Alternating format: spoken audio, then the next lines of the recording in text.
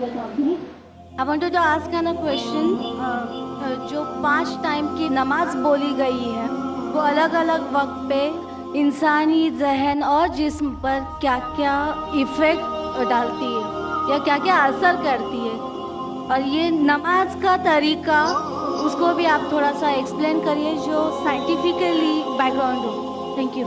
One question at time, एक सवाल. आपने 4-5 सवाल, हर सवाल के ऊपर एक तकरीर दे सकता हूँ मैं माशाअल्लाह. मैंने सवाल किया कि नमाज 5 वक्त है, क्यों है, उसके क्या असरात है, क्या फ़ायदे हैं, किस तरीके से पढ़ना चाहिए, हर सवाल पे एक तकरीर कर सकता हूँ. अल्लाह सुब्हानहू व तआला ने नमाज मुसलमानों पे फ़र्ज़ किया है ताकि जिस तरीके से डॉक्टर कहते हैं कि इंसान को अच्छी सेहत रखने के लिए कम से कम 3 बार खाना खाना चाहिए, उसी तरीके से अल्लाह सुब्हानहू व तआला हमारे खालिक है. अल्लाह ने कहा है कि कम से कम 5 बार नमाज पढ़ो. इतनी बुराइयां हैं, इतनी गलत चीज़ है. और मैं तकरीर किया हूँ सलाह द प्रोग्रामिंग टुवर्ड्स राइचियसनेस. सलाह किस तरीके से इंसान को सही रास्ते पे रखती है. तो सही रास्ते पे रखने के लिए हाई चांसेस है, हाई पॉसिबिलिटीज है, इम्कानात है कि हम इतनी बुराई देखते हैं, वी कैन गेट रीप्रोग्राम. तो रीप्रोग्राम करने के लिए कम से कम 5 वक्त ज़रूरी है इंसान को नमाज पढ़ने के लिए. इसके क्या फ़ायदे हैं?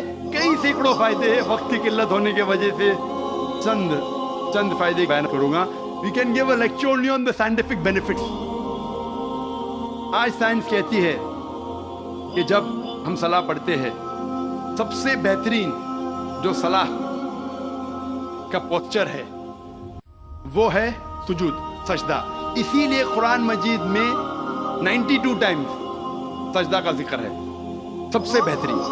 और आज साइंस ये कहती है द हाई पॉसिबिलिटीज ऑफ चिलबेन्स, मुंह की बीमारी आ सकती है.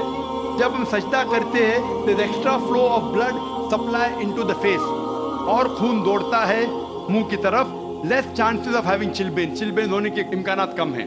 अगर कोई इंसान को बीमारी है साइनसाइटिस की, जब हम सजदा करते हैं the sinuses flow out, ethmoidal sinus, frontal sinus, maxillary sinus, ये सब ड्रेन होता है. और जब हम सजदा करते हैं there is less chances of bronchitis because the bronchial tree gets drained out. उसके बाद आज साइंस ये कहती है आमतौर पर जब हम सांस लेते हैं सिर्फ 2/3 हिस्सा 2/3 एयर एक्सेल आउट होती है, हम बाहर फेंकते हैं, और 2/3 एयर नहीं लेते हैं. 1/3 air is called as residual air. जब हम सजदा करते हैं एब्डोमिनल विसरा, जो पेट के जो आज़ा है, वो डायफ्राम को प्रेस करते हैं. डायफ्राम प्रेस करता है लोअर लोब्स ऑफ लंग, फेफड़े को. ये बाकी 1/3 एयर भी एक्सेल आउट होती है और न्यू फ्रेश एयर अंदर आती है. Less chances of disease of the lungs.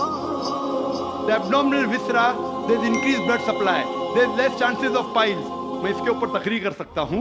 जब हम रुकू करते हैं, सजदा करते हैं, ऊपर नीचे बैठते हैं, there is less chances of having disease of the spinal cord. जब हम ऊपर नीचे जाते हैं the blood supply, calf is known as the external heart. Calf जो है हमारे पैर का नीचे का हिस्सा, जब हम ऊपर आते हैं तो blood supply to the lower part of the body is given. ऐसे कई साइंटिफिक बेनिफिट्स है. और जानने के लिए आप मेरी तकरीर सुनिए सलाह द प्रोग्रामिंग टू राइचियसनेस. लेकिन हम मुसलमान ये साइंटिफिक बेनिफिट के लिए नहीं पढ़ते. अल्लाह और अल्लाह के रसूल ने कहा नमाज पढ़ो, हम पढ़ते हैं.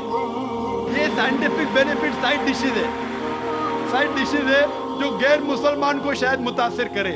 हमारी बिरयानी मेन कोर्स मील है अल्लाह को राजी करने के लिए, अल्लाह का शुक्र अदा करने के लिए, अल्लाह से हिदायत पाने के लिए.